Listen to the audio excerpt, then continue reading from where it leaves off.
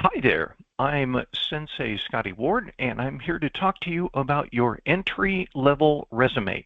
For many of us entering the cybersecurity career field, either as a new learner or as someone who is changing jobs, you have a unique challenge because one of the most powerful parts of a resume, the experience block, may be very difficult for you to put things into it because your experience is either non-existent or it's in other areas that may or may not be related to cybersecurity.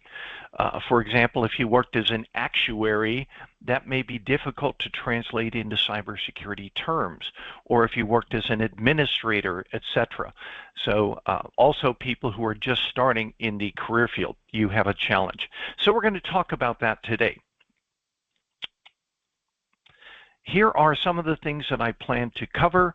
We're going to do a little icebreaker just so we can get started, some of the best practices that you should do, and also I'm going to share with you some of the best practices that I do as a manager and hirer so that you can see the brain functions that are going on in the people on the other side of the table.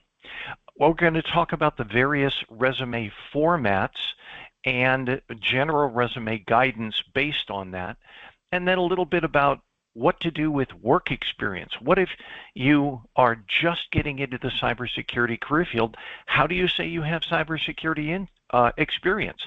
It may be a real challenge. So that's what we're going to try and determine today. Also, I have a pet peeve. What can I say? I have a pet peeve. We'll talk about that when we get there because it is something that is prevalent and yet it's preventable. So let's move on. How critical is your resume? It is extremely critical. Today's job applicants face challenges. Your webinar, I'm focusing on the challenges and creative suggestions if you have little or no experience. So an icebreaker, let's get started with that one. According to LinkedIn, there are challenges you have just getting your resume to be read properly.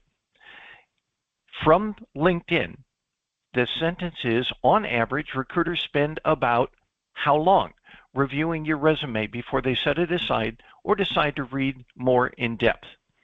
You may think that it could be 30 seconds, 15, 10, 7.5 seconds. Actually, that is the answer, according to LinkedIn and research that they have based their information on. So you have to think about it. You only have a few seconds to get your most important information, the information you need to get hired onto your into the view of the resume reviewer. It could be an HR professional, it could be the hiring manager, but you've got to make your resume palatable and interesting in 7.5 seconds. So here's another icebreaker. Your resume should be 1 page long. This is from Indeed. Your resume should be 1 page long unless you have more than how much relevant experience? 1 year, 4 years, 7 years, or 10 years? What do you think? Your resume should be 1 page long unless you have more than 7 years of relevant experience. So if we're talking about an entry-level resume, that means you should stick to making your resume as close as possible to 1 page in length. And here's the last one. If you want to include your college GPA into your education section, that's fine if it's over what level. What GPA is and above is appropriate to put into your resume? Well, it's basically a B average. If you're a B average or higher, then this is the way to, then you can indeed put your GPA into your resume. Otherwise, leave it out. So here are some best practices that I have. I recommend that you should do. Also, these are mixed in with LinkedIn. So I'm going to talk about them as we go through. The first one, Have multiple current resumes. What I mean by that is you could be applying for a cybersecurity analyst job, or you could be applying for a SOC analyst job. You could be applying for a compliance analyst job. And those three jobs all have different requirements within the job vacancy announcement. That means that your resume should be tuned a little bit differently for each one of those current vacancy announcements. So have multiple resumes, each of which focuses on different cybersecurity career paths that you intend to apply for. Number two, order your resume to maximize your strengths and minimize your weak areas. Don't use the exact same resume over and over and over and over again. If you can move things around a little bit to emphasize your strengths and also to try and help cover for your weaknesses. Longer is not stronger. And that's something that we just saw in our icebreaker. The length rule does apply, 1 page, unless there are some extenuating reasons why your resume should be longer than that. Avoid gaps in service. If you have had a certain period of time where you were, let's just say, an independent consultant, or moving between positions, let's say you took time off to take care of your mother or whatever, avoid those gaps if you can possibly do it. For example, if you're taking time off to, let's say, support someone who's ill in your family, or you have a child that goes overseas and you want to travel with them, something like that, then what you can do is try and help do something during that time that could still be considered relevant, even though you are not employed and getting a paycheck, or you're on extended leave or something like that. You can still do some things that will help fill in that gap and look less conspicuous on your resume. Bullets begin with verbs. Always remember that when you're in your experience blocks, the bullets always should begin with verbs. I did this, I did this, I did this, etc. Avoid phrases like responsible for. I remember many times seeing somebody who said, I was responsible for this, or I was responsible for this. And I've actually done this in interviews. I said, okay, it says you were responsible for this. Did you do it? Because responsible for is not a verb. Remember, saying I was in charge of something is not a verb. What did you do while you were responsible for these certain things? Or how did you work when you were in charge of certain things? Avoid those empty statements. Here's another one. Triple spell and grammar check. Spell and grammar check the daylights out of each and every resume, because when you leave something in your resume and it gets seen by a reviewer, either in HR or by your prospective manager, that shows them that you are sloppy in your writing and communication skills. They will latch onto that and say, nope, not worth my time, because they don't even care enough to cover their own errors. So triple spell and grammar check. All right, so here's some more. AMUA. That's an acronym I just invented. Avoid mysterious, unexplained acronyms. Be careful. Sometimes your reviewer is going to have no experience in your career field. So if you must use acronyms, use the explanation first, then the acronym after that. From then on, you can continue to use that acronym. But the first time you use an acronym, spell it out in words. Here's another one. Keep it simple. Keep your fonts consistent, font size, font color, etc. Don't mix it up. It may look kind of cutesy to you, but it just serves to confuse your readers. Lean forward. What I mean by that is show that you are not just a statistic. Show that you are someone that has likes and interests and ambitions that would draw someone to be interested in you. Bring your passion into your resume. Look for words like enthusiastic about, or happy to do, or rewarding, or I've even seen joy. The word joy in a resume. I took joy in doing something. Put those forward-leaning terms into your resume so that someone will look at it and say, wow, this person has ambition.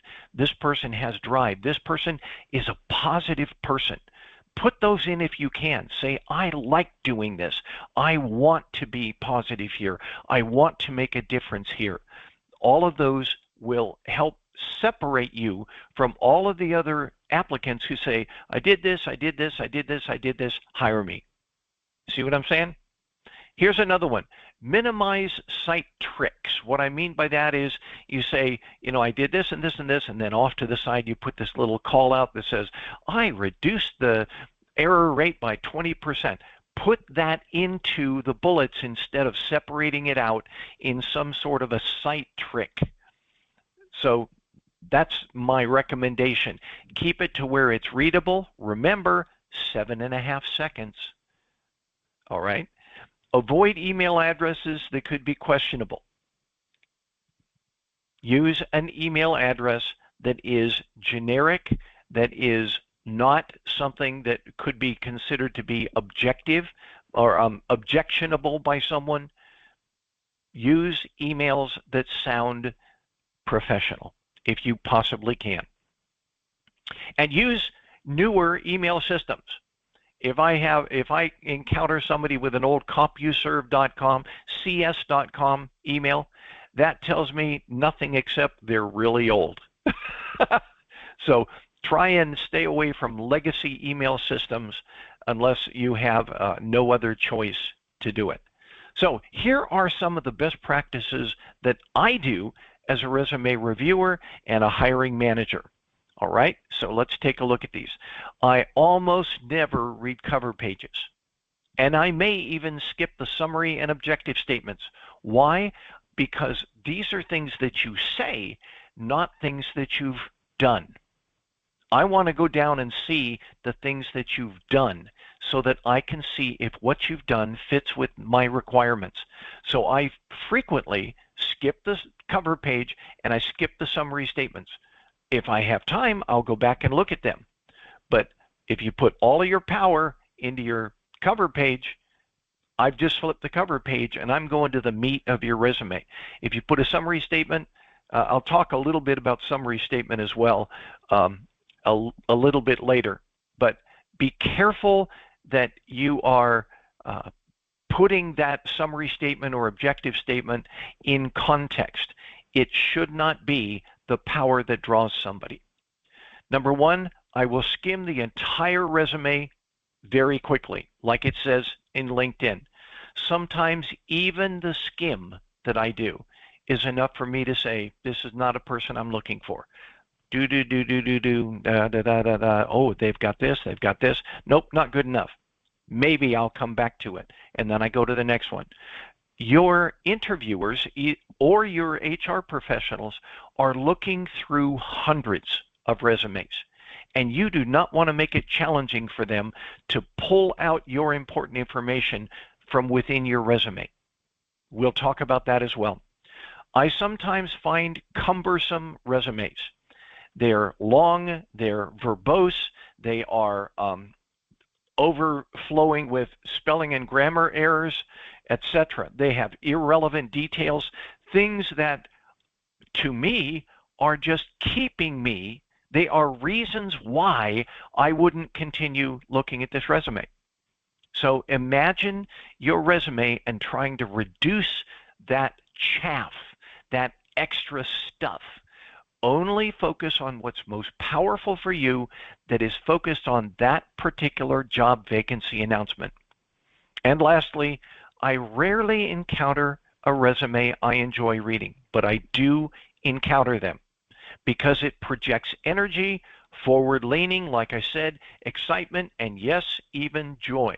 If you're a joyful person, it should be reflected in your resume.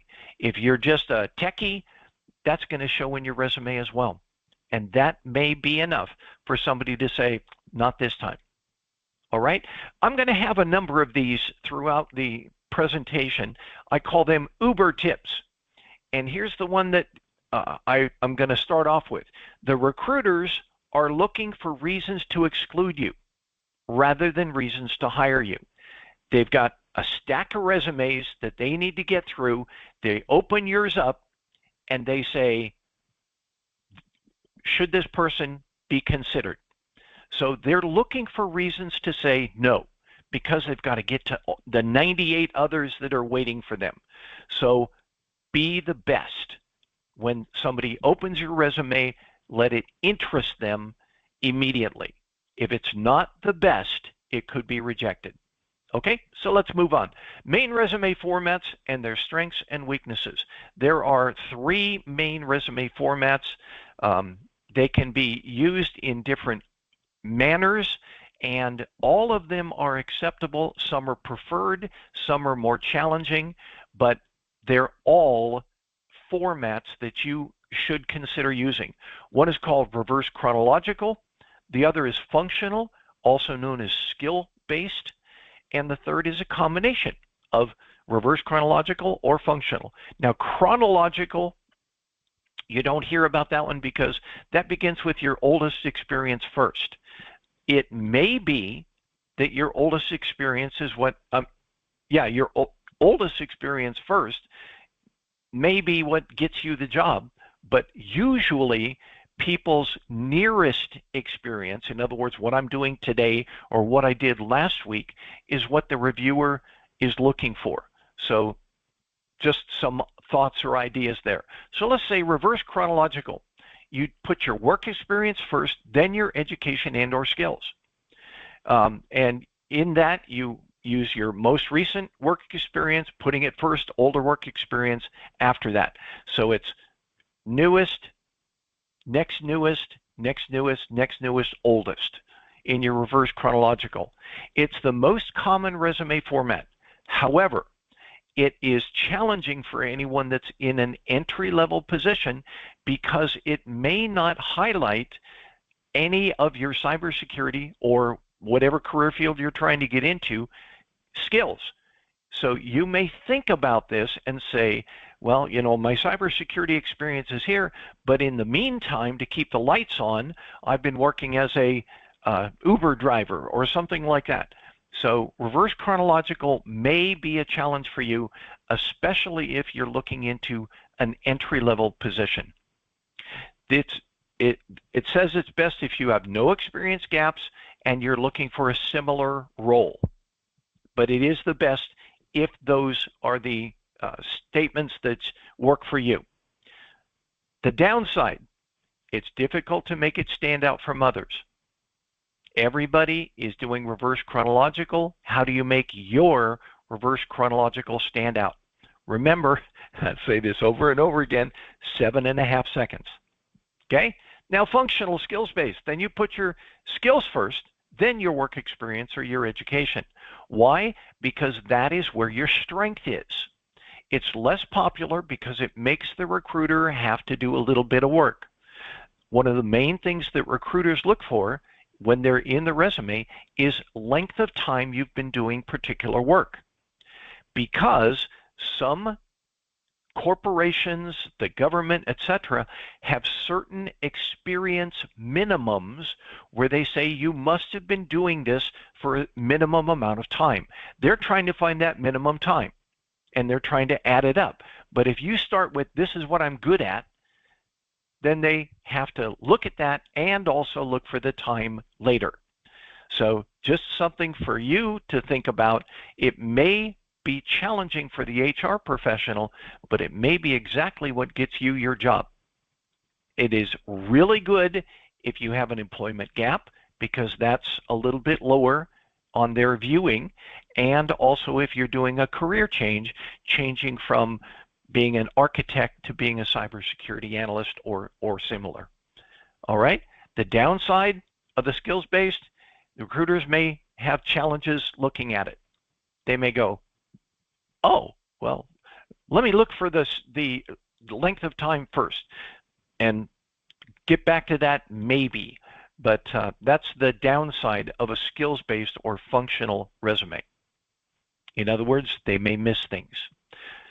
A combination of the two, it blends reverse chronological and functional formats. It works well if you have a wide variety of experience and skills. But it may appear incomplete if you don't have enough skills or experience. My LinkedIn Learning course recommends that reverse chronological format is best for entry-level positions, but I'm not so sure. I still, the jury's out on that for me, because I realize that reverse chronological is a challenge, especially if your work doesn't reflect your desires. So that's just my thoughts on that. Here's another Uber tip. Always check your resume side by side with the vacancy announcement and do your best to make your bullets line up with their bullets. In other words, if they're saying they need somebody with coding experience, put your coding experience as high as you can in your bullets. If they're looking for somebody with SOC experience, if you've got any SOC experience, for instance, in our incident response team, it's all volunteer, but you can say, I've done incident response work, and that would qualify you because incident response analyst is a SOC position. Okay, so match it as you go. Make the reviewer look and say, yep, yep, yep, yep. This one goes into the save pile. All right? All right, general resume guidance. Something to think about. Here are some of the most commonly used soft skills and harder skills in technical career fields. And I want you to take a look at this because in the soft skills, this example, even the soft skills are worded in an action manner. Organization, decision making, public speaking, not what you know, but what you do. So think about it that way. If you can, even your soft skills can be placed into an action description. So just something to think about there. Here's another Uber tip from me. And I do this jokingly. Have you ever looked at your resume or anybody else's resume and have them say, I don't want a challenging position? No, of course not. Everyone wants a challenging position. So perhaps, especially if you're concerned about resume length, you might want to drop that phrase. Everyone is looking for a challenging position. Maybe you don't need to state it. Okay, general resume guidance. Volunteer work, internships, special projects, and mentorships, even as a mentee, they can all be included as experience if they're relevant. I have a war story where I was in an interview with somebody, and this person was applying for a database analyst position. And she said, I am a certified LASH technician. LASH, L-A-S-H, technician. And the challenge that occurred there is one of the people on the interviewing board said, misheard what she said and said, well, why do you think it's important that you be a certified lab technician? And she had to explain, no, LASH technician from my beautician school for a database analyst position. That just ate up a tremendous amount of the interview time asking about something that was not in any way relevant. So if it's not relevant, don't put it in there. Maybe you can get by without saying you're a certified LASH technician. All right? Put your power where people are going to read it and be impressed by it. Arrange your bullets. Now, I said at the very top, if this is the only slide you learn, this is a slide you should learn. Arrange your bullets for maximum impact. People frequently, and I would say 90+% of the time, they put, this is what I've done the most, down to this is what I've done the least. And the challenge is you may have done something a lot more than you did cybersecurity or SOC analyst or incident response analyst work. Get your mind focused on, I want to present what is most accurate and most relevant to the job vacancy announcement first. Your resume gets you your interview. Your interview is where you talk about the amount of time you spent doing things. Okay? Think about it that way. Don't make the recruiter or the hiring manager have to search your resume to find what they're looking for when they consider hiring you. Okay, here's some more. Your education section, also in your reverse chronological order experience section, remember to put experience information about where the experience was from, who your hirer was, what school you went to, and the time frames that you did it. That helps to establish the amount of time that you worked in that particular position or going to that particular school. So the HR folks especially want to see that you have a minimum of X number of months or X number of years doing that particular work or learning that particular college information. All right. If your education seems a little bit weak, put it together with certifications. Say, this is my education and certifications, and then set them up in that same section, again, in bullet format. Another Uber tip, common recruiter red flags. If a recruiter, and this is HR, if they're looking, they're going to say, if you didn't put your work experience dates, I can't verify that you have X number of years experience. That means, remember, 7.5 seconds, I may not get back to you because I can't verify that you meet the minimum experience time for this position. So I'm going to go look at the other 98 resumes and maybe get back to you. Also, education dates. What time frames did you go to school? That's important because they want to know how dated your education is. All right? So if you have little or no work experience, how do you do this with your resume? You talk to people that they've just been doing this over and over. I did this, I did this, I did this, I did this. Hire me. And you're like, maybe not so much because I'm trying to get into this career field. So how do you handle that? Well, it is possible to highlight online courses you've had, including YouTube. YouTube, if you followed a particular series of courses or videos, like Professor Messer, he's a big one. Put it in there. That could be a way to show that you're working on it, not necessarily working in it, but working on it.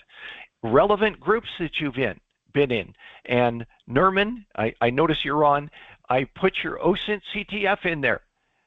That is relevant work experience because it is cybersecurity work, even though it's something that you actually paid to be in. So make sure you put those things in there as experience. Yes, you paid to do that, and yes, it was only a 4-hour CTF, but like you mentioned, it was very hard work. So put it in. Also, relevant internships and mentorships. I put down 2 that I'm affiliated with now, as of this week, CyberSecurity-Sensei, this particular group, and the NICE Cybersecurity Career Ambassadors Program. Those would be experience. I've done this. Even if you've only done it once a month or you've only attended weekly meetings or whatever, that shows a length of experience that you can put into your resume to help show that you're working in the field. You may not be paid yet, but you're working in the field. All right? So volunteer work, including this mentorship program and the Cybersecurity Career Ambassadors Program would qualify as work experience. Here's another one, and I mentioned this earlier. Volunteer experience is experience. Many people have it in their minds that if you didn't get paid, I had this conversation with somebody within the last couple of weeks. I said, join our mentorship program and become an incident response analyst.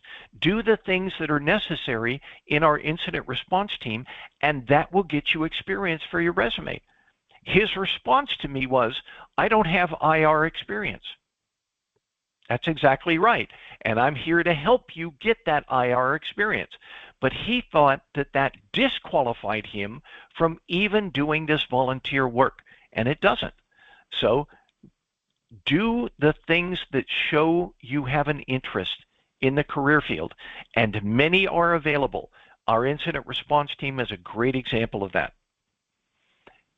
I will review anyone's resume. Start with some of the best practices that I put earlier on in this section, in this briefing. For example, consistent fonts, consistent colors, keep graphics out of it. They don't need to see your photo, etc. Make it into a resume that will attract attention in 7.5 seconds, and then send it to me and say, this is a resume that I'm thinking about for this particular type of position. It'd be really cool if you even sent me a vacancy announcement that you compared against, and I could do the same to say, is this a polished resume? I'll review any resume, and usually my turnaround time is in hours rather than days, usually. Okay, let's get to the last slide, my pet peeve, apostrophes. If you take a look at all of these different graphics here, every single one of them is grammatically incorrect. Apostrophes have a particular place in grammar and spelling. Don't use an apostrophe to show the plural of a noun. Weddings, no. Birthdays, no, etc. Down at the bottom, employees only.